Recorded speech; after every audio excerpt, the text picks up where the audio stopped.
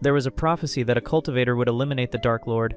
To prevent that prophecy from coming true, the Demon King decided to wage a war, and so all the demons fought against the cultivators. The battle was catastrophic, and the humans came out defeated. With that, thousands of years passed, and people no longer even knew what cultivation power was. And from then on, magic began to rule the world. Our protagonist was the last cultivator. But there's a catch, folks. They ceased to exist more than 5,000 years ago, so how could our protagonist still know how to cultivate? This story here is very curious. A peculiarity of this protagonist called Zhang is that he only thought about money. Think of a capitalist lunatic. He did everything to earn as much as possible, even stealing the clothes of enemies to sell them. And being tough, he gathered several girls around him. Leave a like and a comment to support our channel, and also check if you are subscribed, because most of the people who watch our videos are not subscribed to the channel. After building the hype, let's get to the video. The story already begins with a boy lost in the forest. Some monsters appear, and we see they were goblins. Before he could do much, he ends up being hit. Nearby there was a group of warriors on an expedition. One of the soldiers comments that the hunt would be easy because Catherine was with them. This girl was a rank B mage, and since she was noble, her parents wouldn't let her train. That's why she was in the forest with those guys. However, someone appears behind them whistling. It was our protagonist who had just arrived.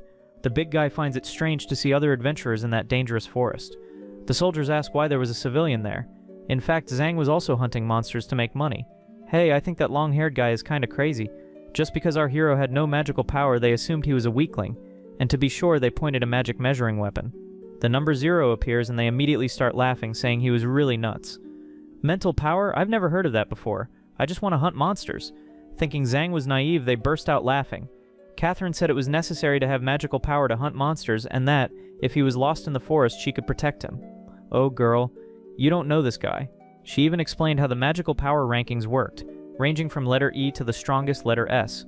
The guy said that this weakling would only get in the way, but our tough hero ignored Will's. Hey, long hair, are you an idiot? You'll die if you stay alone. To protect the boy, Catherine decided to follow him. Since she was a rank D mage, she needed to protect the weaker ones, and also mentioned he could be useful for collecting the items that fell to the ground.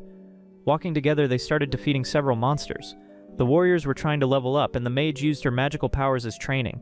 With everyone's help, they defeated several goblins. The two soldiers told Miss Catherine that she was very skilled, and Zhang realized that those two guys were simps, circling around the girl with endless compliments. If you've never had a simp friend, it's because you were that simp friend. Hey, you two, pay attention. Don't let your guard down just because it's easy. There are still many more monsters ahead. They go to a place that looked like an ancient sanctuary. Those two simps say that the long-haired guy didn't know anything. But the mage noticed that place really had a different aura, and just by seeing some crows in the forest, it was clear that the place was dangerous. There was a gigantic orc there, and as Catherine approached, she felt an intimidating presence. She was face to face with that creature. It was a huge goblin king. The group was already in shock. It was the first time they had seen a monster that big. Trying to show off to the pretty girl, one guy decided to go there alone. He got brave because he noticed the monster seemed to be asleep and even poked the creature to show off. It'll be really easy to defeat this stupid monster here. Look, Miss Catherine, see how I'm a powerful hunter? While he was fooling around, the orc wakes up. Zhang tries to warn him, but the guy ends up losing his arm. That was the price for playing around. Now injured, he cried in pain. The monster stood before him and was a third-level creature. The monster let out a roar and the two flirty soldiers fainted. The mage ran to check on them. As the situation was critical, the girl asked the long-haired guy to hide. If necessary, she would give her own life to save that stranger. She even began to chant a spell. A magical spirit appears to attack the goblin, but the monster simply smacked it away and dodged the attack. He managed to block my strongest spell. The monster charged to finish the girl. She tried to use a water barrier and prioritized defense to protect our hero, but that blow destroyed her barrier, leaving the mage badly injured. To defeat a goblin like that, it would take at least a rank C adventurer. Besides, her companions were already defeated. The poor girl thought she would die in a pathetic way, and worst of all, she couldn't even save that stranger. The goblin went for the final blow. As she sighed, she realized nothing happened. When she opened her eyes, she saw that our big guy had stopped the sword with just 2 fingers. The huge monster was terrified, and with a sigh, our hero said that it was nothing special. Catherine was lost, trying to understand. Hey girl, can you move? She answered yes. Then Zhang told her to step aside. Realizing the guy was tough, she simply accepted.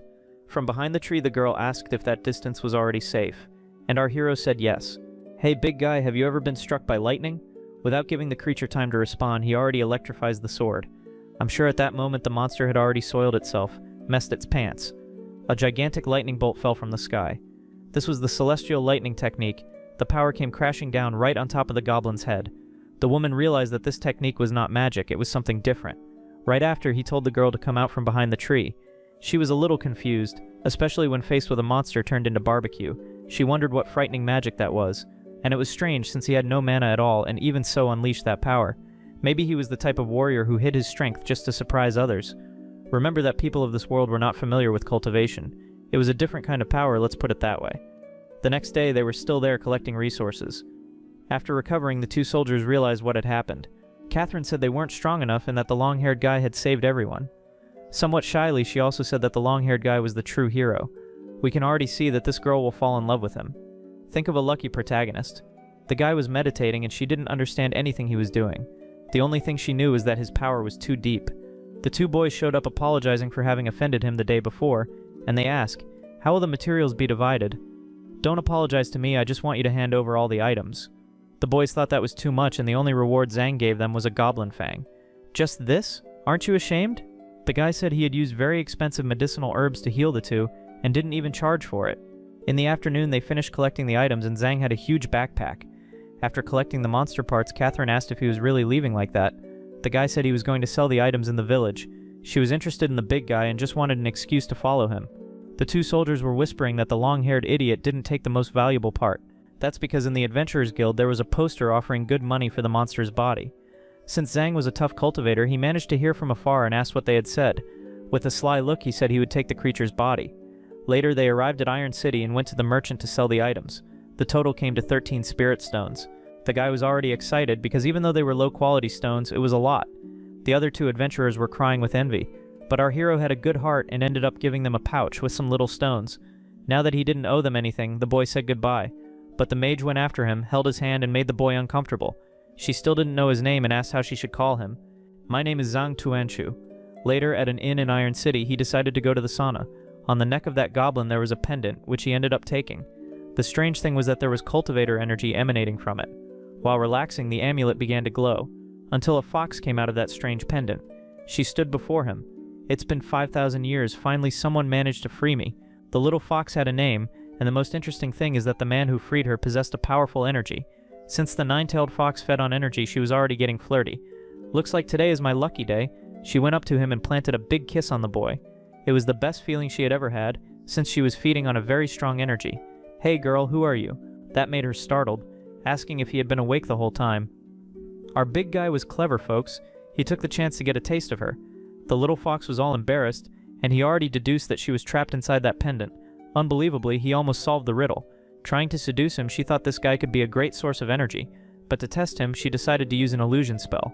The guy asked the little fox what that smoke she released was. In just a few moments, he was hypnotized. He stood up and saw two servants. They came to satisfy all his desires. After holding the big guy's arm, one said he was very muscular, and the other even said that he had a lot of power in a certain place, if you know what I mean. Meanwhile, Baiken waited to see if he would fall into the trap. If by any chance he couldn't resist, it meant his energy was weak. But our big guy was really tough that day and realized it was an illusion, so he didn't fall for it. He even asked if she has played enough already. Looking at the sensitive areas, the girl's cheeks turned red. That's because he was very powerful, remember? He even glowed all over. That made the girl have a nosebleed. And if you know what that means, comment below. Later, she explains that she needs to feed on someone else's spiritual energy. Many years ago, she only had the form of a fox, but after she gained powers, she got that human form. She even imagined she would be sealed forever in that amulet, since no one appeared to free her. Since she was feeling a great energy, she thought he was a cultivator. Our big guy confirmed by saying yes, but as far as she knew, cultivators no longer lived in this world. That's because 5,000 years ago there was a great battle, and the demons ended up winning. With that, all the cultivators were eliminated. The world went through great changes, and the history of the cultivators was purposely erased. From then on, mermaids appeared and also elves. I bet you can't wait for those elves to show up. Succubi also appeared, who are kind of half-human demons and like to practice cultivation in groups. There were other races that appeared over time while the fox was sleeping inside the bracelet. Even so, he survived for 5,000 years. And she asks how he did that. Zhang had forgotten everything, as if he had lost the memory of the past. The fox says he will probably recover his memory over time. That was exactly what he wanted, and he asked why she cast that illusion on him. But before she answered, he had already figured out it was just a test. That was true because she was unable to restore her spiritual energy. That's why she needed someone really strong. Since she felt that he had plenty of spiritual energy, she asked if she could take advantage of him. Besides, she would be useful, as she could track valuable treasures. Our big guy only thinks about money, so of course he accepted quickly. What? Was it that easy? Trying to seduce him, she asked if he didn't want to ask for something else in return. You know very well what she was offering, right? But our hero is a man of respect and said he didn't need that. But calm down, young grasshopper. Our hero won't keep refusing that all the time. He's still gonna get lucky in this video. Right after, he asked about the ancient treasure she could track. The next day, he woke up early to go after money. She had already heard about his name. It seems that this name belonged to someone very important in the past. At that moment, she feels something and notices that there was a crowd near a church. She warns that there was a sacred relic there, and our big guy gets curious. That was the public square of Iron City. The people were watching a spectacle, and Baiken warns that there was a relic right up front, so they got closer. When they got there, they realized it was a sword stuck in a stone. That was the treasure the fox had talked about. According to the rules of the past, to remove the sword, the person first had to pass a test of bravery. An old man commented that this was nonsense, because it had been thousands of years and no one had managed to move the sword even 1 centimeters. The sword of bravery was a sacred weapon used in ancient times. Several heroes tried to remove it, but none succeeded. Then someone asked what was wrong with Zhang, since he looked fascinated. In fact, he had already seen that sword before. The scene goes back to 5,000 years ago. In a vision, someone carried that sword. It had been forged with cultivation magic and could cut even the spirit and the soul. After handing over the sword, the person said it could cut everything between heaven and earth. The big guy says he never imagined he would find his sword after so long. The fox finds this strange and asks if it was true. He said he even remembered its name. The sword was called Yulong. He approached to try to pull it out. However, he was stopped. Not just anyone could get close. The fox defended her master, saying he was a brave warrior and wanted to remove the sword from the stone. But the soldiers laughed, saying that every day a crazy person showed up saying the same thing. To be able to remove the sword, first he would need a recommendation from a noble family and then perform the test of bravery. Only after that could he try to take the sword. Alright, but what if I'm not from any noble family? Are you going to try to stop me? Preparing for combat, they said they would use brute force. But someone with some very pretty legs appeared saying not to fight. It was Catherine, who was there inviting him to participate in the tests. Since she was part of a noble family, the soldiers were terrified of having offended her. This girl was part of the Steve family, and because of that she could give him an invitation to take the test. With blushing cheeks and somewhat embarrassed, she asks if by chance he would like to try to pull out the sword. Our big guy says yes, but they weren't letting him. Calmly and gently, Catherine explains that, according to the rules, he had to do the test of bravery first. The little fox beside him asks why that girl was speaking in such a sweet way. It must be because she's all in love, right? If by any chance Zhang wanted, she could give a recommendation. He asks if he will have to pay her for that, and the girl says no. Since it was free, Zhang asks her to also write the girl who was with him. Riva already gets jealous because she was wearing the same clothes as him and even wonders if by any chance they had some kind of relationship. You can already see that our hero's harem was starting to take shape. A few days pass and they go to Phantom Valley to take the test. The guy finds it interesting that they went to a place like that. Just the aura of the place already made the participants scared. Someone shows up saying they will explain the rules. They should bring back the demon cores. And there were only 3 cores in the forest. These cores were very precious to the church and could be obtained by defeating level 3 demonic beasts. This was a rank B priestess and her name was Mel. She keeps saying that only 3 people could pass the test. The crowd there starts saying that this is almost impossible. They wouldn't be able to defeat level 3 monsters, but a blonde guy shows up there all arrogant. His name was Carl and he said he was a rank C warrior. His rival appears and tells the blonde to stop bragging. This was Meyer, a rank C warrior who belonged to the Point family. These were the 2 main competitors who were there. But the blonde feels the pressure and starts trembling a little. The guy wouldn't stop provoking him and that's why he got angry. He even thinks he'll need to eliminate his rival to succeed. So he simply turns his back, saying he won't forget those provocations. Zhang feels a malicious intent coming from that blonde. While talking with Katarine, she explains that this guy was very dangerous and he shouldn't get involved with him. The crazy guy noticed there was someone without mana, and even comments that he's very brave for entering the valley without magic. This time he will be recognized in the city and pass the test first to pull out the sword. When we see a guy acting like that, we already imagine he's going to get beaten. The priestess begins and approves, and everyone runs into the forest. They go as fast as they can and realize the forest created a kind of labyrinth. The blonde stops near an entrance with a dark energy and keeps thinking which side he should enter. But the dark-haired one said he would take the cleaner route. Everyone was undecided because no matter where they went, they knew they'd be screwed. At the organization's place, they asked Katarine why she chose such a weak guy to represent her family. If he were humiliated, it would stain the family's reputation. But the redhead keeps saying they were mistaken. Zhang was much stronger than everyone imagined, and the girl trusted him. The priestess finds this a little strange. They end up arriving a little late and realize no one wanted to go through the middle path. To choose the right place, he decides to let a stick fall on the ground to point the entrance. And that's exactly what he does. He decides the path was through the middle entrance. The little fox asks if this was reliable, especially because that path was the scariest of all. But without complaining, Baiken ends up following him. On the way, she grabs his arm and asks if he heard anything. She even mentions she was feeling short of breath, and our hero says it's because she was pressing her chest against his arm.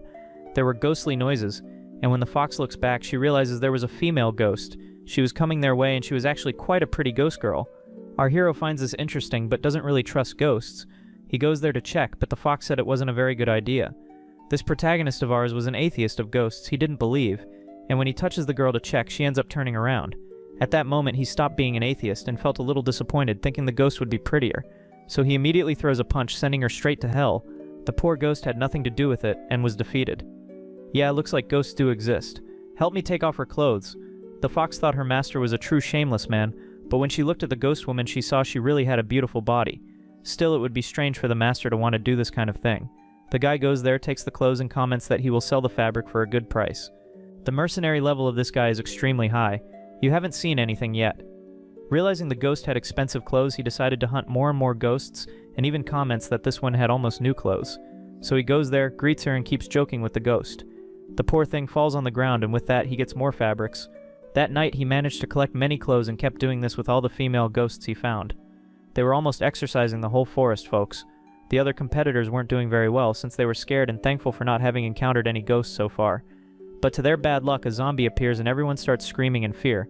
The noise draws the attention of even more zombies, and since they were cowards, they couldn't even move.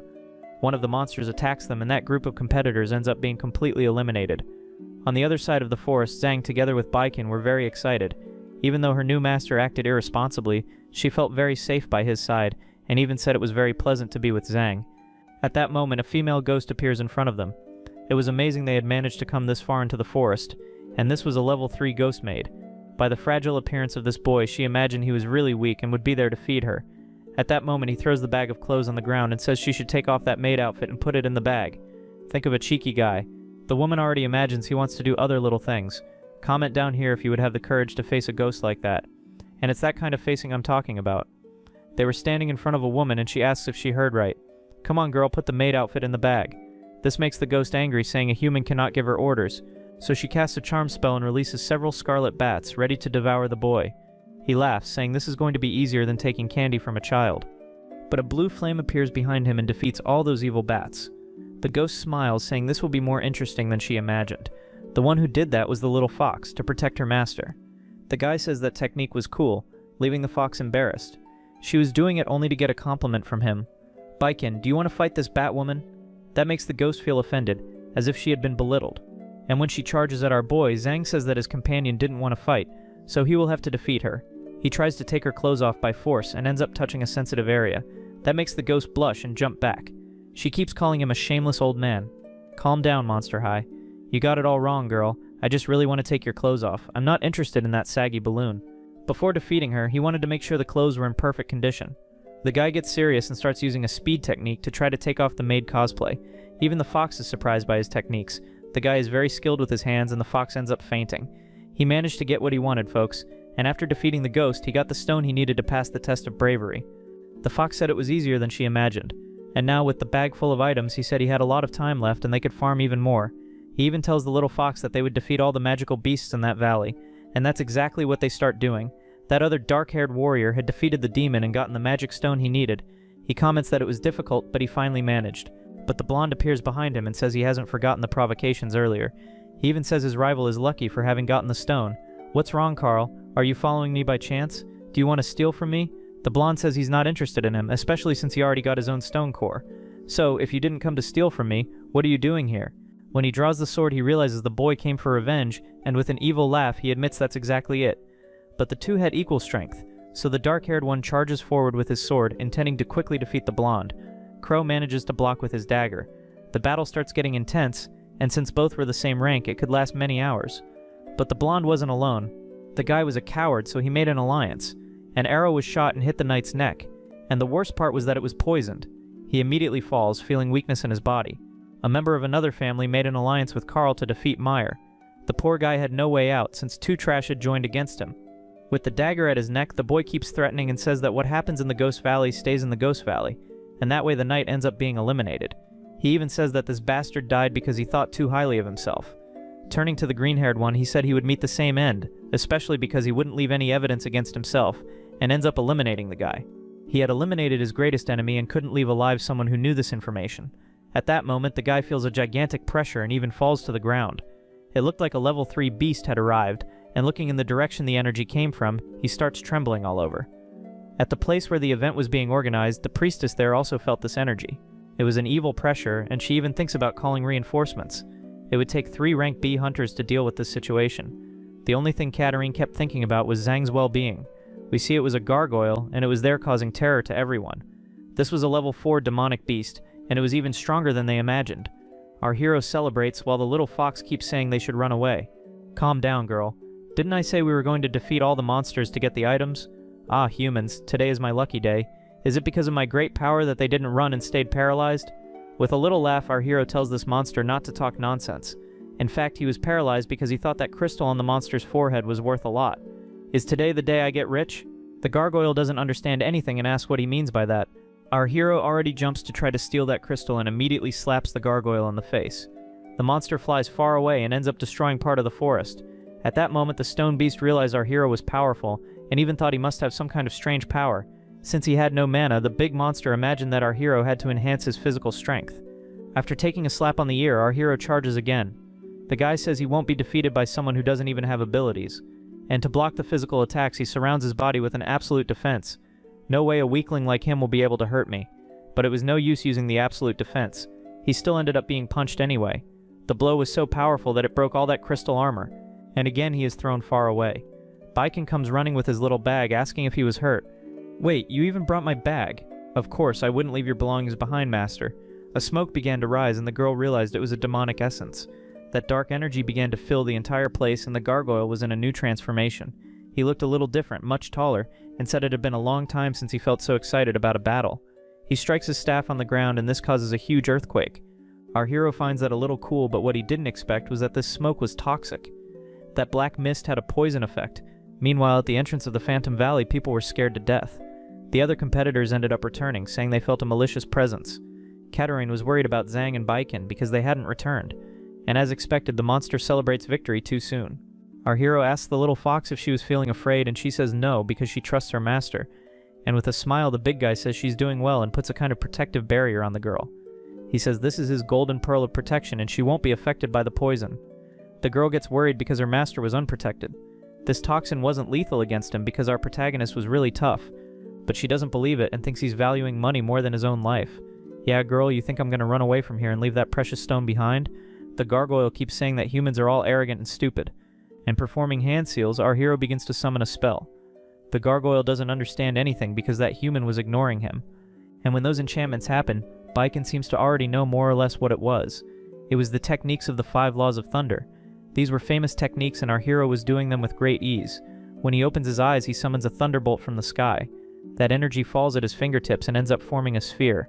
The gargoyle mocks, saying that magic doesn't seem like anything special. And to counter, he was also going to make a spell. The guy ends up creating a gigantic orb and throws it at Zhang with his trident. Immature monster, this is nothing compared to my power. The techniques of the immortal cultivator were much more powerful than the magic of this modern world. And that little lightning ball of our hero ends up breaking all of the gargoyle's magic. Not even the monster believes this is happening. And again, he ends up being hit in the face. But this time there will be nothing he can do to survive. And so a gigantic explosion happens. The entire forest shakes. And Baiken confirms, saying that this technique is really the one she had imagined. That priestess, Miss Mel, comes running to see what was happening. The light of the explosion reaches her, and the lady is left not understanding anything. This energy was much more powerful than that level 4 monster she had felt earlier.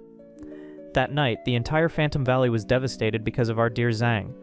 The gargoyle also turned into barbecue, and the only thing our hero was worried about was whether that precious stone had been destroyed or not. And luckily for him, it was intact. It suffered no damage. The little fox comes running toward him, asking if he was poisoned. He had lied, saying the toxin wasn't lethal for him, just to keep the girl calm. In a kind of cute way, she keeps saying that he shouldn't act so tough like that. And the guy asks if she knows any way to remove that toxin from his body. The girl knew very well, and she already moves in to give him a big kiss. With that, she begins to suck all the malicious toxin that was in the boy's body. But she ends up getting too carried away, guys. However, Zhang realized it was really working, and all that poison was sucked out by her. Soon after, she stands up all excited, saying it was finally over. I don't know, but it looks like you liked it, huh?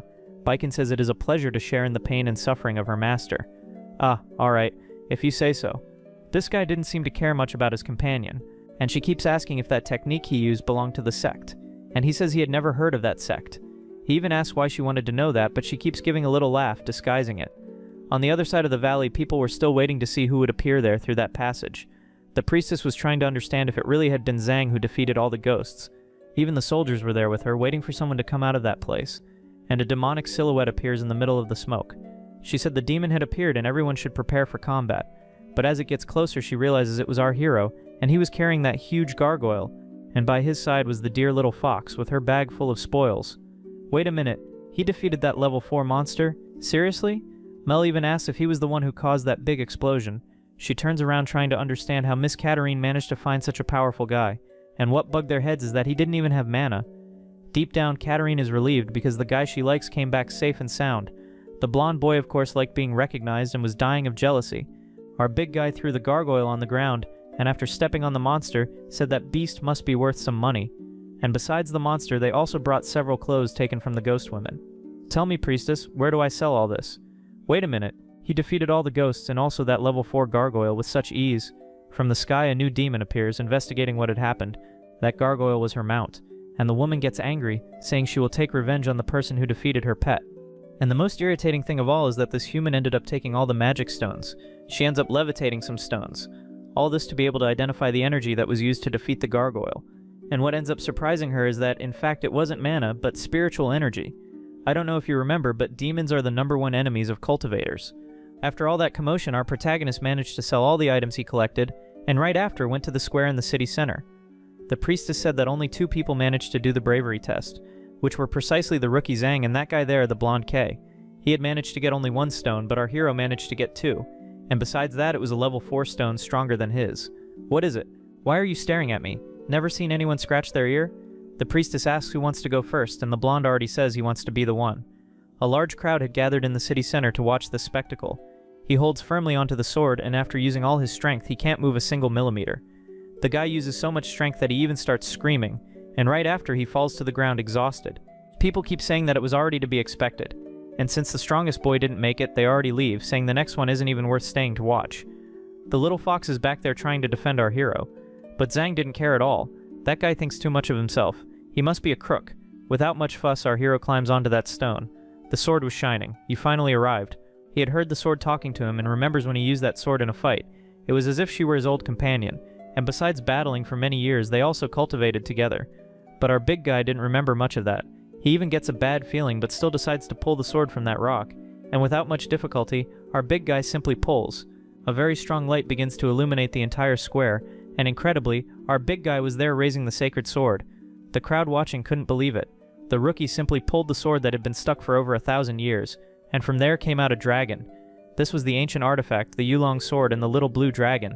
The guy keeps talking in our hero's head, but our protagonist didn't seem to recall those stories he was telling.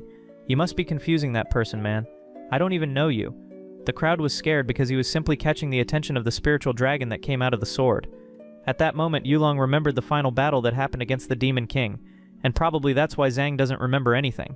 So the dragon keeps joking, saying that this boy won't be able to master his power, and even said that the cultivator only felt attracted to him because the sword was very beautiful. Next, Catherine comes running to congratulate the boy. She said she always believed he could do it, and now he was the worthy hero of the Iron City.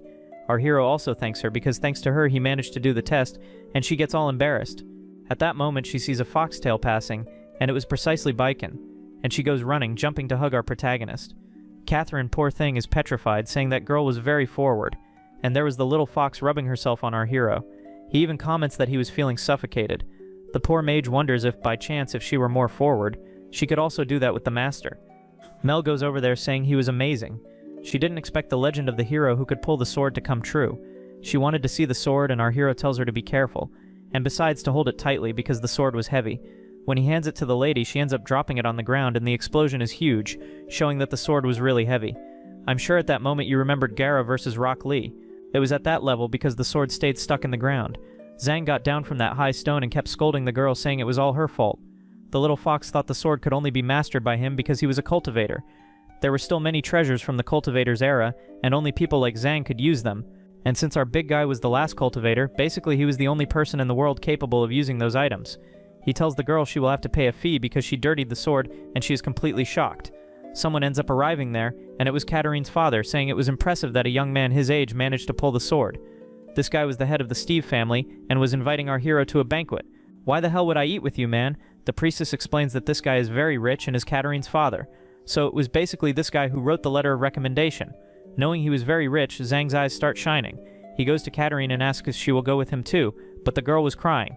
So he approaches and says her father invited him to dinner. As the young master was very close, the girl was completely embarrassed. The hero was kneeling, talking to the daughter, and the man kept watching everything, even saying that this sacred hero really was different. Later, he goes to the Steve family mansion, and the guy already starts throwing tricks trying to get money from him.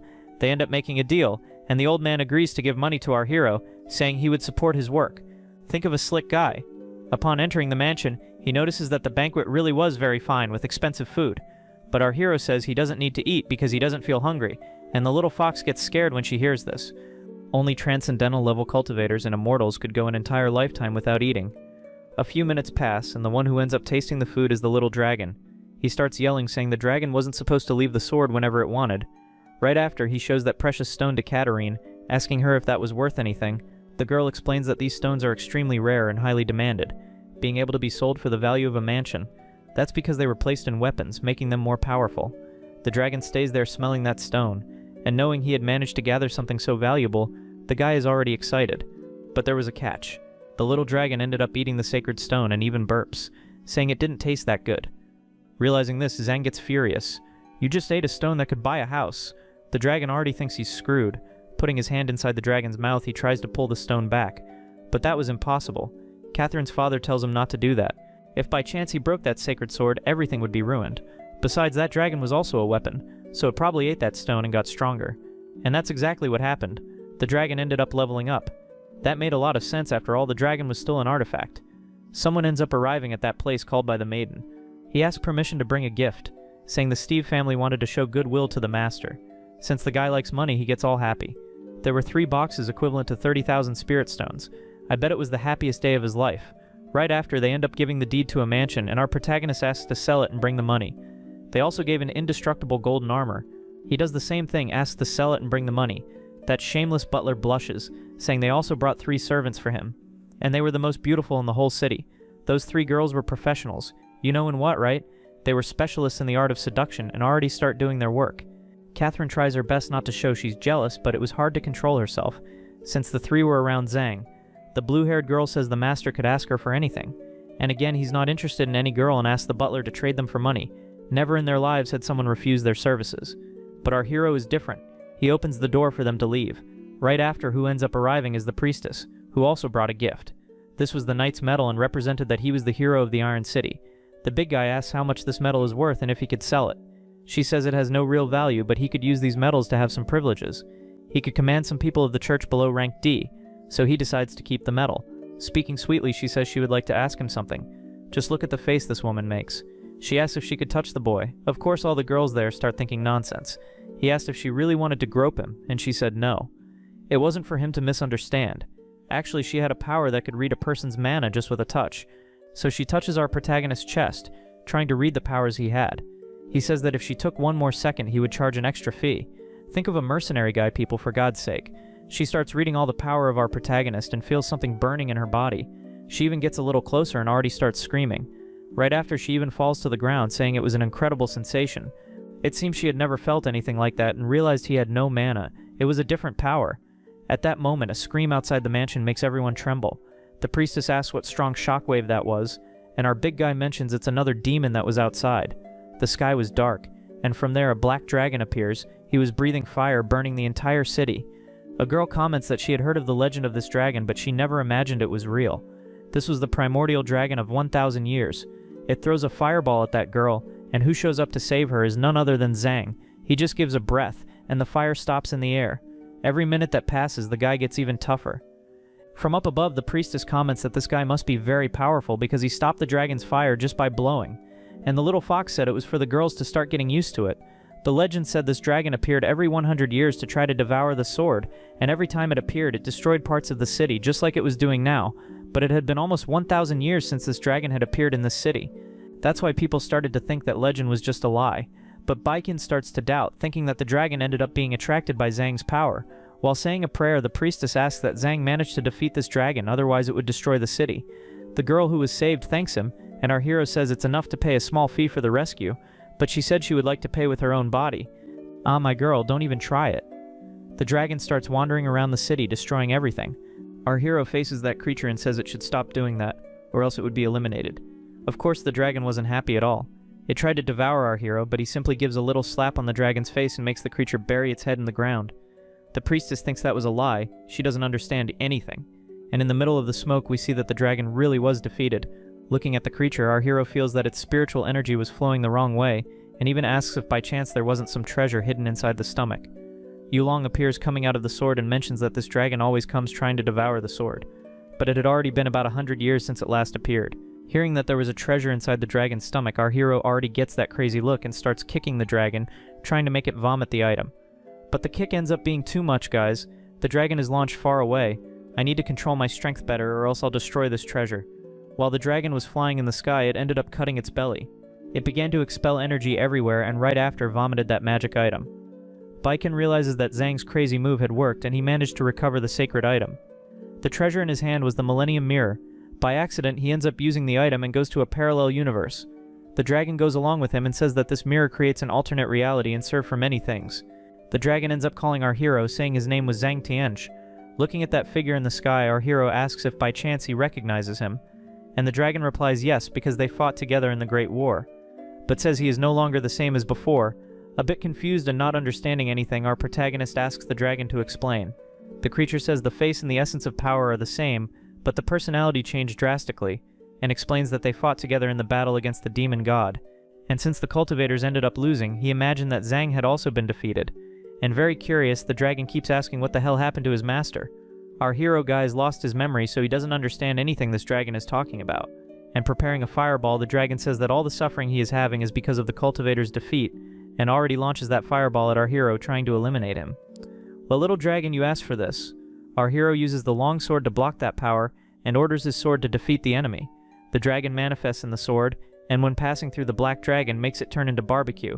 When the enemy falls defeated to the ground, our hero gets a bit curious to understand what it was talking about. Right after, Zhang gets that magic stone from the dragon and asks if Long also wants to devour it. But he would only give the stone if Yulong told what that dragon was trying to say with those words. Well, I suspected that sooner or later you would be curious to know about your past. Actually, you are just a fragment of Zhang's soul, Master Zhang Chanshu. It may be a coincidence due to your physical appearance, but you received parts of his soul. Since Master Zhang Chanshu was defeated, he remained asleep inside the Great Tree of Life, until a lightning bolt reached his body and he gained freedom. It may be that, during this time, Zhang's true soul went to the world of the immortals and only a piece of the fragment stayed there with our protagonist's body. For 5,000 years, the Demon King dominated these lands, but since he wasn't interested in the world of magicians, he stayed in the demonic continent. The Demon King's greatest fear is that the cultivators return, because there was a prophecy that said he would be eliminated by a cultivator. That's why he started the war and managed to defeat all the cultivators. But during that battle, he ended up self-destructing along with Zhang. Since then, it's a mystery whether the Demon King is alive or not, and the dragon also mentions that probably Master Zhang, who is our protagonist, inherited the will of the prophecy. Therefore, he carries the mission to avenge the cultivators and defeat the Dark Lord. Our hero comments that his identity has nothing to do with this ancient cultivator master, and that he doesn't want to follow this prophecy, especially because he wasn't interested in carrying someone else's responsibilities. Yulong didn't imagine that Zhang would refuse to follow the prophecy, so he would have to find another way to convince him. That's why the dragon says that when he defeated the Dark Lord, he would re-establish the cultivation sect and also dominate a great region. In other words, he would be the richest man in the world. Hearing these words, our hero gets motivated and tells the little dragon that they need to return quickly to the Iron City and complete the mission. There's nothing money can't convince our hero of. To get stronger, guys, he will have to collect some soul fragments because the way he is now, even being powerful, he probably wouldn't defeat the Demon King. If you got this far in the video, consider leaving your like and a comment. It's serious, guys, it's very important here on YouTube. The more comments, the more YouTube recommends our video to other people. And also check if you are subscribed to the channel. And if you're already subscribed, activate the bell. The scene changes to the demonic continent. We see that woman who owned the gargoyle, and she was reporting to her lord. She had brought a polluted demonic item called Controller's Cube. A woman at the top of a staircase ends up collecting the item, and this mysterious woman gets all excited, saying it's full of demonic power even after 5,000 years. But Obsidian, who is that woman with green hair, says that she has something else important to report. She reports to the Demon King that there was a cultivator in Iron City, and we see that the guy was really alive, guys. He was not killed and keeps asking for them to bring this cultivator to him. The scene goes back to Iron City. The priestess couldn't stop thinking about our hero and even comments that this is being a little strange. He showed that he possessed a great special magical technique, and it was very different from the mana they used. With blushing cheeks, she keeps saying she never had this kind of thought about a man and finds it a little strange. But it was a sin for her to be thinking about that kind of thing, since she was a priestess of the church. In Catherine's room, Baiken was there spying. She noticed that the redhead was extremely in love with Sang and was sad because she hadn't confessed to him yet. The next day, very early, he was going to leave on a trip and the girl still hadn't done anything. That's right, guys. She wanted to get to the point with him and, a little embarrassed, she asks if by chance she confessed her love, if he would reject her. The little fox noticed that the redhead was in love with her master and decided to give her a hand, casting her enchantment spell. There in the bathtub, Catherine could see that pink smoke, but before she could do anything about it, she ended up being hypnotized. The next morning, our hero goes to say goodbye to Catherine, since the fox said it was good for him to do that. And when he gets there, the girl says she was waiting for him, and still tries to throw her charm, saying she would like to give him a proper farewell. A little naive, he said she would catch a cold if she kept wearing so little clothing, and also thanks her for helping him during those days, feeling very grateful. And hugging her from behind, she said she wouldn't like to be left by him. Since the day he saved her from the goblin, the girl couldn't stop thinking about our boy and was in love, and that's why she wanted to have special memories of that farewell. Doesn't that sound like something you would say? Did Baiken do something to you? With blushing cheeks, she said no, that she was very lucid and already went ahead taking off that dress. The next morning, the day was beautiful, and our hero was very happy. So you can already imagine what happened. The little fox asks how the previous night was, and he keeps remembering the scene he saw, even comments that it was very good. But as he suspected it was the little fox's doing, he keeps disguising. She winks, implying that it really was her doing. When he was about to leave the city, that annoying blonde guy goes up to him and says he can't let Zhang leave the city with that sword. The fox asks if by chance he's crazy to think he can stop them, but someone appears there to help him. That was Jenny, his mother, and she was a rank S mage. It would be very important for the Onassis family to possess the sacred sword, and therefore they allied with two more families. That was a rank S psychic fighter, and they came to stop our hero. The knight said he came to avenge his son's death. That Meyer who had died to the blonde was this guy's son. Guys, Zhang said he didn't eliminate any human there in Ghost Valley, and it was probably that blonde who was lying to the knight. But it didn't matter if they were rank D or rank S, our hero would defeat them all. Seriously, he said that if they got in his way, they would be eliminated. Jenny mentions that everyone there is rank S, and therefore they would defeat our protagonist. All this was Carl's scheme. He had manipulated everyone. Well, I don't have much time, but I'll teach these kids a lesson. The musketeer immediately prepares his sword and uses the electric piercing attack. He shapes gigantic lightning bolts. However, Zhang prepares Yulong to block that attack, and far beyond blocking, he ends up reflecting, making that electric dragon turn against the musketeer. The guy is surprised because he realized that his strongest technique was reflected with great ease. There goes the dragon against all of them. The knight uses the protection of sacred light and manages to block that attack with his defense magic. If it weren't for the guy's shield, everyone would have become barbecue. He even trembles, saying the impact was huge. The destruction caused by those lightning bolts is visible on the ground. And Jenny is a little surprised because our hero doesn't even have mana and can achieve that kind of effect, but it would be a very great humiliation for the family to lose to a young man like that. As she couldn't leave Iron City without the sacred sword, she said she would give her most powerful attack. She throws her whip at Zhang and the boy gets curious about that technique. Upon hitting the spot, it causes a great explosion. But the woman realized that it wouldn't be enough and was already preparing other attacks. She starts hitting the place with several whip strikes, and even the knight says that Jenny is overdoing it a little. That idiot is going to be minced by my mom's attacks. But to everyone's surprise, he holds her whip. He suffers no damage because he uses Buddha's protection. He even comments that her outfit looks very expensive, so she should hand over the clothes immediately. She thinks he is shameless, and before she knows it, he is already pulling the girl by the whip. Imagining that he wanted to do those things to her, the girl blushes. No way, guys. She must be at least 40 years old. The redhead ends up jumping back, trying to escape from that jerk. The knight asks why she is blushing and if by chance she likes that boy. The blonde notices that his mother was disrespected in front of everyone, and in great anger says he will not let it go. As he walks toward his opponents, our hero asks why they are scared if they were all brave just a moment ago.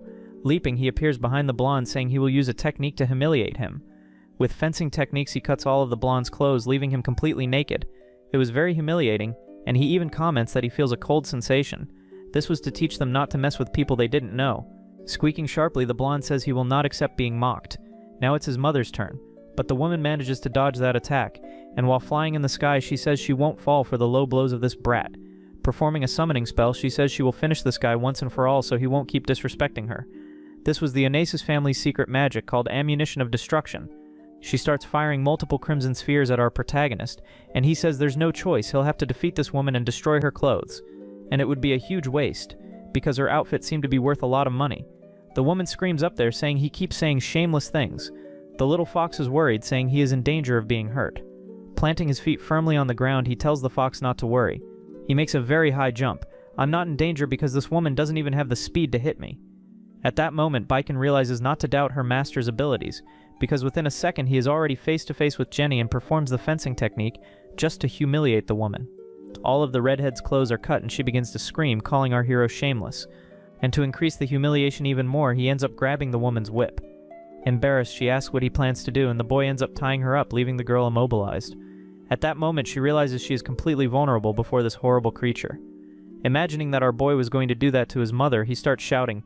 Baiken knows very well that her master isn't capable of doing that, and is just messing with them. While trying to cover his parts, the blonde tells the guys to help his mother. Calm down, boy. We are gathering the power. They begin to concentrate a large amount of mana, and the musketeer, after charging, says he will use the lightning sword technique, while the knight uses the growing technique and transforms into a giant. Excited, Zhang says that this technique is really amazing. Don't mock my techniques. The guy uses the divine strike technique and the sword collides with the ground. However, he feels that Zhang is holding the blade, and that's very bad. Not even the secret technique was able to stop him, and our hero is there with his sword blocking that attack. Is it just me, or did you just call yourself God? After moving his own sword, he manages to make the giant retreat. That unbalances the knight, and he wonders how that young white-haired boy can be so powerful. But the knight mentions he won't accept being dishonored by a trash cultivator. After saying those words, our hero appears in front of him. What did you just call me? The guy starts sweating since he had called our hero a trash cultivator. With no time to apologize, our hero delivers the final blow, and the guy is hit right in the chest. Remember to watch your mouth in your next life. Thus, the guy starts falling on top of the blonde and instead of running, screams until he finally collapses. Zhang had defeated two with a single sword strike and even comments that the blonde got what he deserved. The next to be defeated was the musketeer, but we already see that the guy was sweating all over and instead of fighting, simply turns around and flees. It seems that these Iron City warriors are all cowards. He was running, saying he wouldn't be able to defeat that young man. Even Jenny from the Onasis family was defeated by him, so the guy didn't even try. When he thought he had escaped, our hero appears beside him. The guy almost gets defeated just from the scare. With a quick movement, Zhang grabs his neck and uses the celestial lightning technique. A gigantic lightning bolt strikes the musketeer's head, and that is enough to make the guy be defeated. I tried to hold back, but it seems the explosion was pretty big. Returning to Iron City, we go to Miss Catherine's room, who is feeling her body very hot. She remembers what happened the night before and imagines it was the little fox's doing, because otherwise she wouldn't have had the courage to do that. Returning to the forest, our hero had tied up Jenny. The woman says she is a chaste woman and cannot let this type of thing happen to her. To let her go unpunished, he decides to make a contract with her. She would need to pay about 100 million spiritual stones so he wouldn't do anything bad. Even though she didn't have enough stones, she decides to sign. After making the agreement, our hero leaves. Leaving her tied up, worried about her son, she drags herself toward him. But at that moment, someone appears. It was Obsidian, the servant of the Demon King. She was looking for the cultivator and followed his energy to this forest. The redhead asks the demon to untie her so she can save her son, but the only thing Obsidian wants is to know where that cultivator is. You're looking for Zhang. That guy is very powerful, you wouldn't be able to defeat him. But Obsidian explains that she is the Demon King's servant and would like to take that boy's life. Upon hearing that someone would eliminate that guy, the woman says he went east so that the demon could take revenge. Obsidian doesn't understand why the cultivator left the woman in such a provocative pose, so to speak. While leaving, Jenny stays in the background asking to be freed, since she can't untie herself. Ah, my daughter, do you really think a demon will show mercy? When she looks up, she notices a gigantic rock falling on her. In this way, all the members of Iron City who came to stop our hero were defeated. The demon even comments that this cultivator may have a little mercy, but she does not. A little later at night, our hero was traveling with the little fox and comments that they need to find a place to sleep. He was excited because he had managed to make a contract for 100 million spiritual stones. Even if the family didn't have enough money, they would have a lifelong debt. Since the forest was dangerous, he has a brilliant idea to find a place to rest.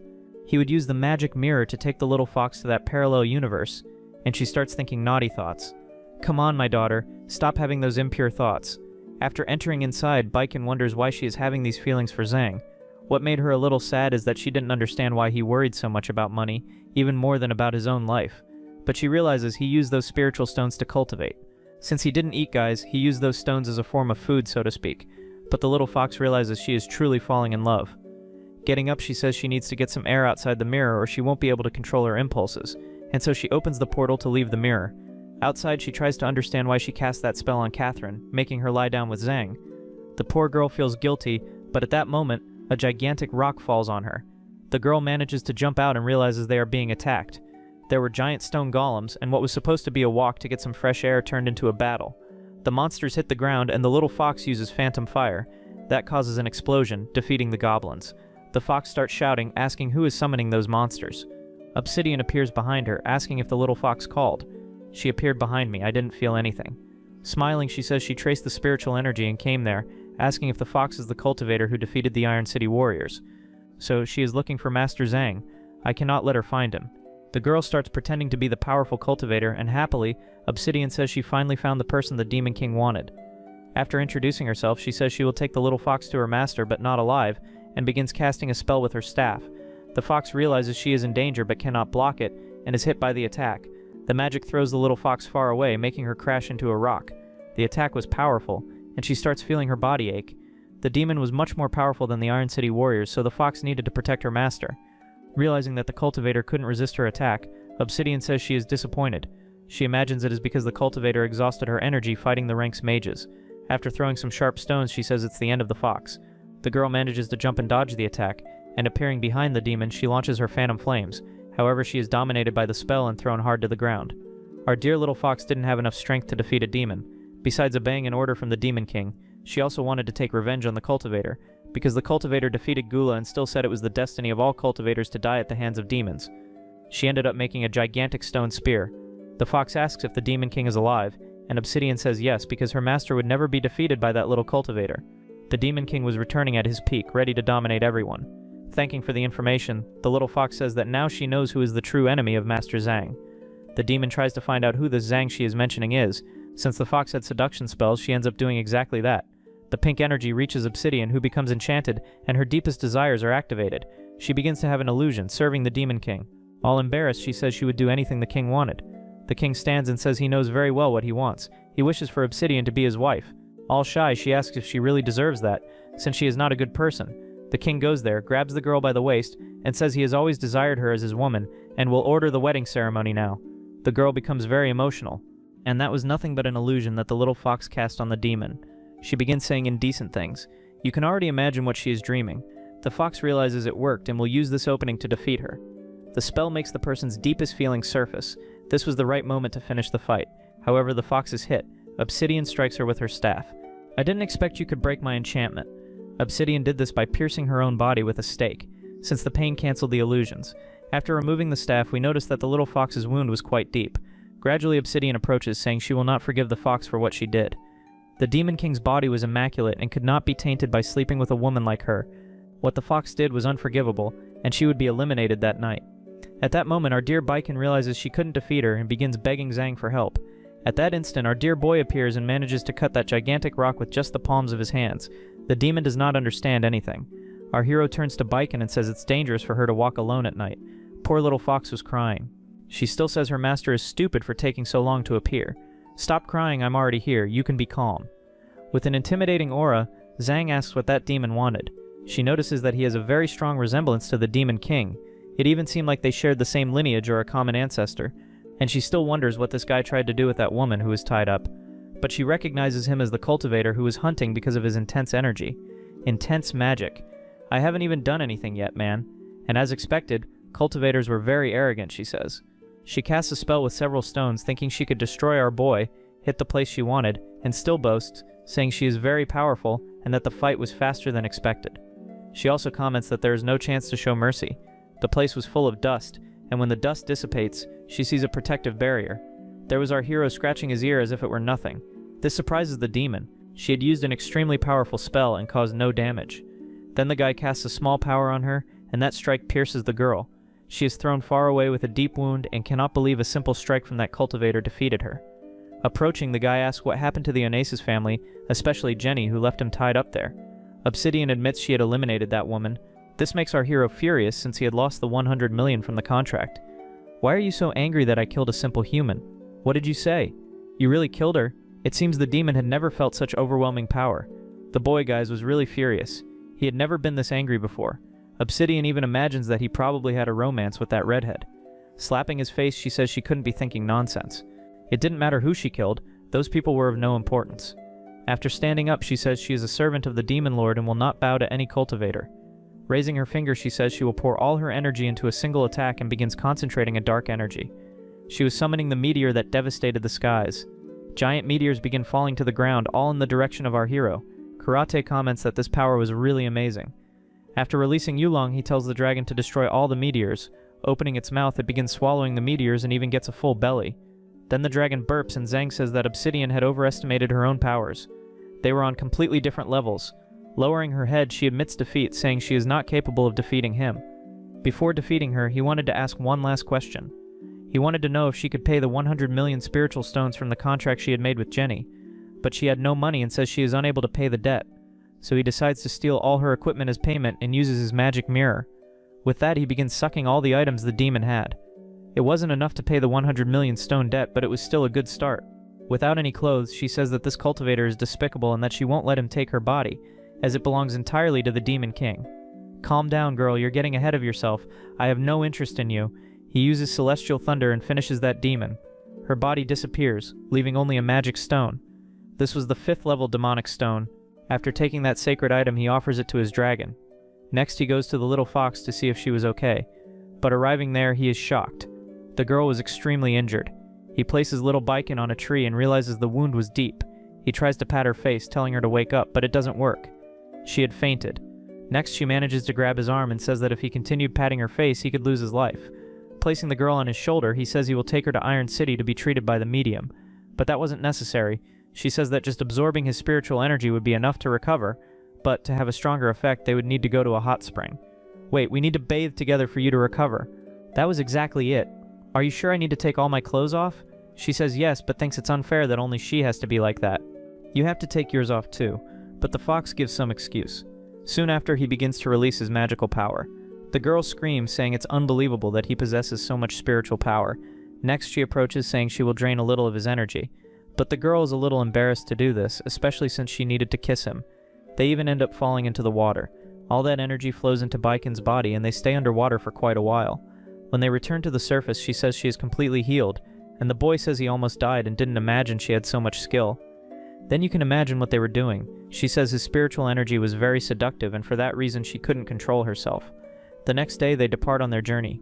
Yulong had become gigantic after consuming Obsidian's spiritual stone, and since the previous night had been very exciting, so to speak, she began to get even closer to our hero. At that moment, she senses the presence of an enchantment, and warns our hero that there must be a valuable item at the bottom of the mountain. We see a woman running through the forest. She was an elf, and she was fleeing from hunters. I know very well that you waited just to see the elves. The guys say that elves are worth a lot of money on the black market, but the little blonde stops running. And if they wanted to kidnap her, that meant they were enemies. The elf's name was Enola, and she performs a butterfly spell. Those butterflies surround the hunters, and thus she performs the Cisne curse charm. The butterflies end up draining the hunter's energy, turning them into mummies, and they collapse weakly to the ground. That was because they decided to hunt this beautiful elf. Other hunters arrive from behind, saying there's no way she can escape. These were elite wild bandits, and they lived from predatory hunting of magical beings. The redhead says that these elves are worth a lot of money, and Enola defends herself, saying she is not merchandise, and for that reason they will pay the price for treating elves like objects. The butterflies go toward the hunters, but the woman uses a fire tornado and says that these weak elf spells were not capable of stopping them. The girl realizes her insects were eliminated.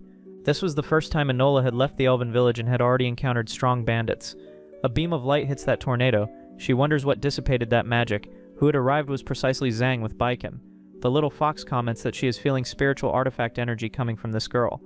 Then the guy approaches her closely and comments that this girl really has a beautiful body but doesn't seem to be a magical tool. But something catches his attention. The guy keeps looking at the blonde's chest, saying it seems that's where the energy is coming from. The bandits ask, "Who are these two interrupting your hunt?" And the spiky-haired guy already grabs his sword, saying he won't let anyone interrupt his merchandise. They thought our hero wanted to steal their elf, and for that reason they attack using their powers. The guy looks back to see who is bothering him, and the two bandits realize he's dangerous. With just 2 slaps, he defeats the hunters and then throws 2 stones at them, sending them flying and falling defeated. Every day I have to deal with these annoying guys bothering me. The elf turns red because she saw that the guy was strong and defeated the enemies effortlessly. Soon after, he uses the magic mirror to steal all the clothes from those bandits. A thief who steals from a thief has 1,000 years of pardon. The elf is embarrassed because he just stripped the enemies and turns to him as he makes that mischievous capitalist face. The woman trembles, thinking he might do the same to her. For that reason, she crouches and begins begging him not to steal her clothes. He doesn't want to steal her clothes, only the artifact she was hiding. Later, they sit and start talking. She explains she doesn't have any magical tool, and it was even strange because they felt energy coming from her. In fact, elves drink water from a magical spring. They do this to stay young. According to the village elder, this energy source gives them power. Additionally, it makes the skin beautiful and hydrated and also increases breast volume. And it was precisely in these magical springs that elves had children, since there were no male elves. The little fox was excited to see this magical spring and try a bit of it. But a few months ago, a group of demons took the magical water spring, and this demon used somewhat crude methods, that is, very peculiar ones. Since it was a demon, you can imagine what he liked to do with these elves. Enola comments that she left the village looking for people who could help the elf group. All motivated, Zhang said he could handle this because he would save the village himself. He wouldn't leave a group of defenseless women at the mercy of demons. But we know he's interested, guys. The guy only thinks about money. He doesn't care about these women, especially since he already has a little fox by his side, right? Why would he need these elves? They go to a dark forest, and our hero finds it strange that the elf village is located there. But in reality, this forest only protected the village. The little fox asks why the elf was looking at Zhang so much. In fact, the elf group consisted only of women, so it was the first time she had seen a man and found it very curious. Furthermore, he should be careful because since the elves had never seen men, they could feel attracted to him. They said it would be good if he disguised himself as a woman, but the guy doesn't think that's a good idea. If you want my help, it has to be my way. After passing through the dark forest, they finally arrive at the village. The place is extremely beautiful and bright, very different from the outside. After arriving there, the guy comments that the view is very beautiful, and you know exactly what he's referring to. Upon arriving, 2 elves come to welcome him. They were surprised because Princess Enola returned with 2 helpers. With a charming smile, she said she brought 2 saviors to eliminate the demon from the magical spring. But the elves find this guy a little strange, saying he is different from them. They said he had a somewhat flat chest, and he said that's logical because he is a man. Upon hearing the word man, she becomes enchanted and starts calling the other elves, saying there's a man in the village. This news spreads quickly, and all the blondes come running to check if there really was a man there. They had always heard about men, but never seen one in person. They all arrive and start showing off to our hero, intending to make him desire them. In a few moments, the place was surrounded by beautiful elven girls. The guy was very popular and even becomes a little embarrassed. The little fox comments that he is very popular and can get whatever he wants. Yulong ends up coming out of the sword and is enchanted, saying he had never seen so many beautiful women before. Since he was a shameless dragon, he falls in love and starts flirting with the girls. But they don't feel much attraction to him. They much preferred the human. The dragon says that if they want, they can ride on him for a tour. This scares the girls a little, saying they had never seen the dragon speak. Zhang even gets mad at his sword, saying he is very cheeky. An elf arrives, showing all her femininity. This was Enola's sister, and she asked why her sister brought outsiders. It had been over 5,000 years since any man entered the elf kingdom. This was Aurora, the queen of the elves. As soon as she sees our protagonist, she starts drooling. Hey Baiken, is it just me or do all these women here seem like they want to devour me? Queen Aurora, Enola's sister, says he should be taken to her room. That's because she needed his help to solve a matter. The little fox clearly understands what that queen wanted to do. Hey elf queen, I don't want to discuss any strategy. Just take me to the well and I'll defeat the demon. Don't be so impatient, young man. You still have a lot of energy to spend. What do you mean by that? She had taken our boy to her room and says it's very difficult to manage the elf kingdom because it's a tough task. Since this work was very tiring, she needed to relax a little, and says Zhang should relax too, starting to try to take off his clothes. Her heart started beating faster as she saw him. For that reason, they couldn't waste time and should relax immediately in bed. I don't know what you mean, girl. She asks why he isn't reacting and if he prefers to be guided. If so, she will take the lead and starts taking off his clothes. When she realizes the guy is muscular, she is shocked, saying his physique is perfect and prepares to cover him with kisses. But our hero tells her to stop and asks what's wrong with her. Next, he gives the elf a light slap, throwing her onto the bed. He also says he is a very serious person and has no time for games. But it seems she liked that slap, and when he turns around, he realizes the girl is asking him to hit her again. My god, guys, now the embarrassing scenes are about to start. It's even embarrassing to record this here. What do you want for me to give you another slap? She says elves are really beautiful but very needy because they don't meet men throughout their life. Since she had never left the village, this is the first time she sees a man. For that reason, she is acting this way and even apologizes. The work of the queen was very difficult, so she dedicated herself fully to protecting her people. She told these little stories to see if he would feel sorry for her, and asked if she now deserves a reward for telling her sad story. Making a face, he says that won't happen. You can forget about it. Then she moves on to another strategy, showing a valuable topaz, and says that if he lies with her, she will give him the item. So, Are you willing to do this or not? Of course. I would never refuse the request of a beautiful woman. Thus begins the dual cultivation inside the cabin. Outside, the girls find that sword curious because it transforms into a dragon. But it's not just simple dragons he can transform into. He also transforms into the beings from the magical stones he ate, becomes the ghost maid, and immediately after transforms into the demon Obsidiana. The elves find that very curious, and the shameless little dragon is there completely in love. At that moment, the little fox notices some strange noises coming from the cabin and comments that she feels a dual cultivation energy inside. What strange sounds are coming from in there? Could it be that the young master is doing something with the queen? She becomes curious to know what is really happening but tries not to appear jealous. And that's exactly what you were thinking. The scene shifts to the camp of the wild bandit group, and the guys say that a long-haired guy had stolen their clothes and even hit them. The leader was sleeping on top of a tree while his subordinates complained. This was the leader of the wild bandit group. He had telekinesis power and was S-class. The guy was angry, saying they were useless because they got beaten, and the little redhead says it's not her fault. That guy was very powerful, and even left her humiliated on the ground without clothes. He also said he managed to see all parts of her body. Upon hearing this, the leader becomes furious. Not even he who formed this group had managed to see Gina completely naked. She also said that the guy fled to the elf village. Again, the leader becomes furious because not even he, who lived in the region, managed to enter the elf village. With much envy of our protagonist, he says he will get rid of this guy and teach him a lesson. Follow me. Let's go after that shameless guy. Back in the elf village, our hero is in the queen's cabin. Enola goes to check on her sister as she heard some strange noises. When she opens the door, she is surprised by the scene. She didn't expect this to be happening and becomes very embarrassed. Our hero also realizes they were caught in the act. I'm sorry, please. You can continue. She is about to close the door. The queen tells Enola that this is a misunderstanding and that she was just testing this man. The bandits reach the cursed forest surrounding the elf village. He warns his companions not to be distracted by the beauty of the elves. When they arrive, they face 3 beautiful warriors. They comment that more men have entered the village, but gradually begin to be hypnotized by the beauty of the elves. As it was hard to resist such beauties, the leader stands there shamelessly, saying he gives up on fighting. Gina, the red-haired woman, says the leader is shameless and imagines that it will be up to her to fight these elves. The other warriors were also infatuated, but even so, they try to fight the women. The queen appears to save the elves and uses the moon eruption technique. The massive explosion defeats the wild bandits, and she asks if these trash really wanted to die. The elf queen faces the bandit and says that now he will regret entering the village. The guy is extremely infatuated. He knew the elves were enchanting, but not as much as he is witnessing. Our boy makes a joke asking if Aurora is tired of the games, and also says that the bandit ruined their fun. The spiky-haired guy understands perfectly what our hero means. He becomes very angry and says this guy in strange clothes thinks he's something just because he's with beautiful women. So he charges, trying to eliminate our hero, but the elf queen lands a kick to his face. The guy comments that the kick from an S-level elf is very powerful. He says his companion is very skilled in martial arts. Since the blonde was in love with Zhang, she wouldn't let anyone touch him, and says he has a valuable body and energy, if you know what I mean. Therefore, she couldn't let him get hurt. The only person who could touch him was precisely her. The girl keeps saying this. Everyone there feels second-hand embarrassment. Even the long-haired bandit leader feels embarrassed. She tells her elf companions to help her in the battle. The girls unite to defend the village. This leaves the crazy guy outraged, asking how it's possible to have so many beautiful women. The bandit group also won't stay idle. Thus, a great battle begins. Gina uses her red hurricanes to throw the elves away, but Enola uses her butterfly technique, draining the criminal's life. Meanwhile, the bandit leader and the elf queen face each other. She is angry because he interrupted her fun with Zhang.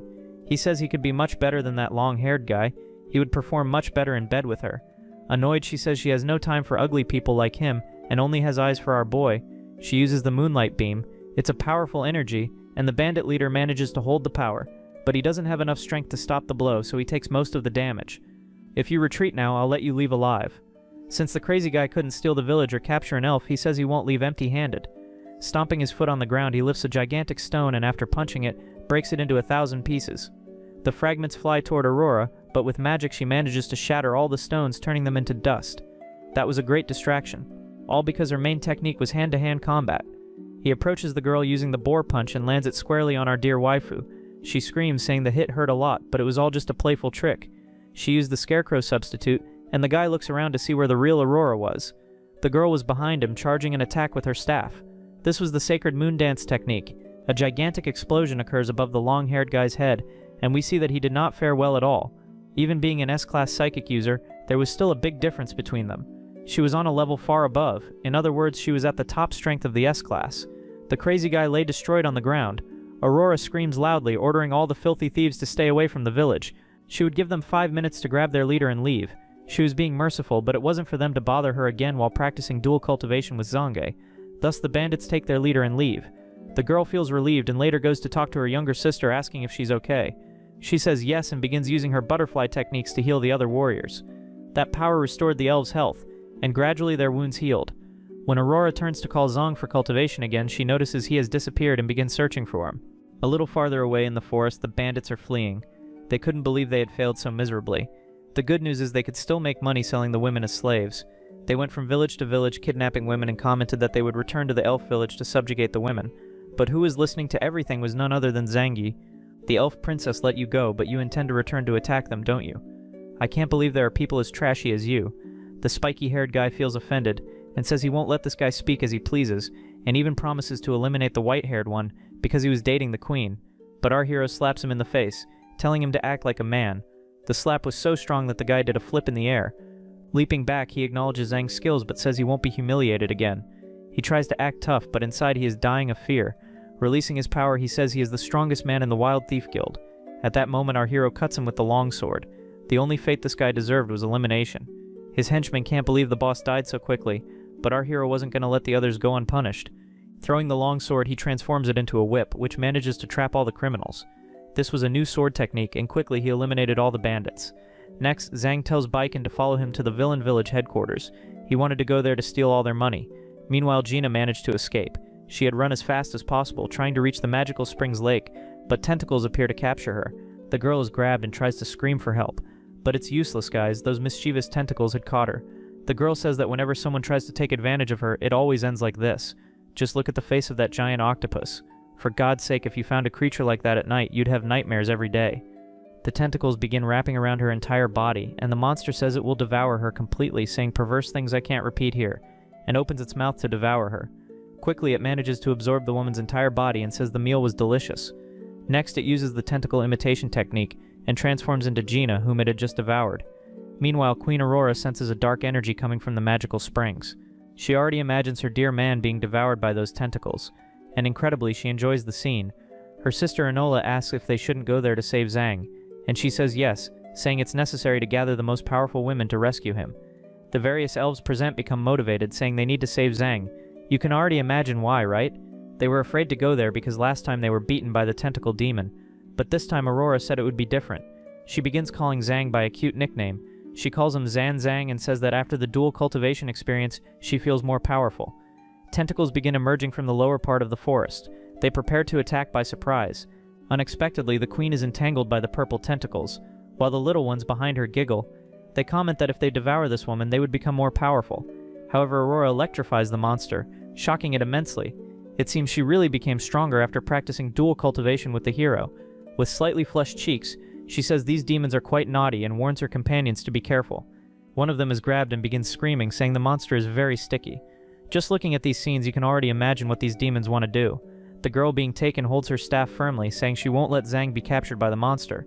Meanwhile, the tentacle demon only hears them talking about Zhang and imagines he must be someone with a lot of energy. But that doesn't matter, because just feeding on the elf race is already good news. They wanted to feed on the elf queen to transform into her, but the queen ends up stepping on the demon's head. They didn't understand how she had become so strong since the last encounter. She said she was going to settle old matters since the last time she tried to free the spring, she lost humiliatingly. They couldn't believe she had become so powerful. Using electric power, she says she won't let them capture Zhang and ends up blowing up the place where they were, making octopus barbecue. She really thinks our hero was captured by these little creatures, guys. Oh, innocent girl, Enola apologizes because they weren't strong enough and relied on the queen. The queen tells her sisters to stay calm because these monsters are wicked while the elves are innocent. But after the experience with Zhang, she abandoned all her innocence and now can't stop thinking about him. At that moment, the main demon appears. He had Gina's appearance and says the food came straight to his mouth, mentioning that he can already imagine the taste of trying beautiful elves. The queen realizes it wasn't Zhang who had been captured, but this bandit instead. While flying, the queen says she had some advice for her. If the tentacle demon doesn't flee from the magical spring, he will be eliminated, and she sends a ray of light toward him. The creature realizes the elf attacked first, and since the strike seemed powerful, he uses his tentacles as a barrier. The light magic hits squarely, and some parts of the tentacle are burned. He mentions that if he hadn't blocked it, the damage would have been greater. The surprising thing is that the queen became much more powerful in a short time. From above, the queen says this is because of love, and the demon doesn't even know what that means. In defense, the tentacle demon says only weak creatures believe in love and begins spitting some kind of acid. The liquid falls on the elf's clothes, leaving her all dirty. "What kind of sticky liquid is this?" asks the queen. The demon says it's because the elf underestimated his techniques. Now all of Aurora's clothes would melt because of that liquid, and that is exactly what starts happening. The little blonde says it's a shame because the clothes were expensive, but then shivers, saying it would be wonderful if Zhang were there to see her. Think of a naughty elf. The tentacle demon imagines this would embarrass the elf. Since these beings were pure of heart and innocent, they would feel ashamed and wouldn't be able to fight. So he starts throwing more acid. I think this demon still hasn't realized that the elf is quite shameless. As a result, all the other elves behind are hit by the acid. These others do feel embarrassed, but the queen does not. Realizing there were weaker elves nearby, the demon says he will devour them first and charges at them. Seeing the tentacles coming toward her, Enola can't move, but to her surprise, the queen manages to cut the tentacles. Not even the demon can believe she can move freely.